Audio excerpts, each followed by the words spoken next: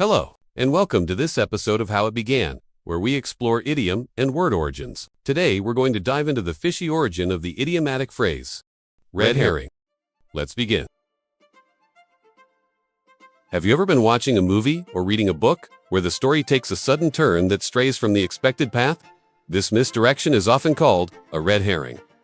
But what does the term actually mean? Let's start off by addressing what a red herring is. Simply put, it's a fish. And not even a particularly special type of fish. It's simply a herring that's been smoked, salted, and cured until it turns a deep reddish brown. Before the advent of refrigeration, this preserved fish was cheap and plentiful, but also smelled incredibly strong. Shockingly, nose-pinching strong, the very definition of pungent. This specific aspect being the most relevant factor.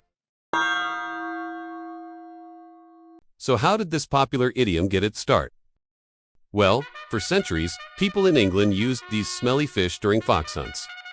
Hunters would drag a dead cat, fox, or if nothing else was handy, a red herring across the ground to create a training scent.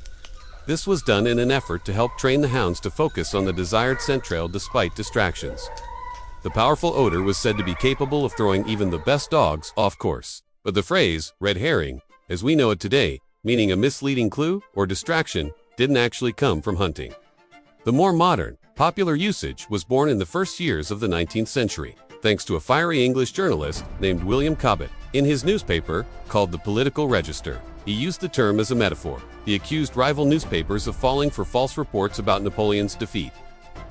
Those stories, he said, were political red herrings. Deliberate distractions, pulling attention away from real issues at home. By the 1830s, the expression had hooked the public. Today, we use red herring for virtually any misleading distraction, whether it be in whodunit mysteries, political debates, or even arguments with friends.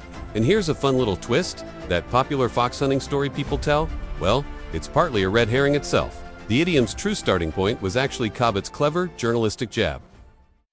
Well, there you have it, the true history behind the idiom red herring. So the next time you hear something that smells a bit fishy or misleading, blame the red herring. Did you know the story behind this phrase? Are there other idioms you'd like us to explore? Drop them in the comments. If you found this episode interesting, hit that like button. If you'd like to see more idiom explorations like this one, please subscribe.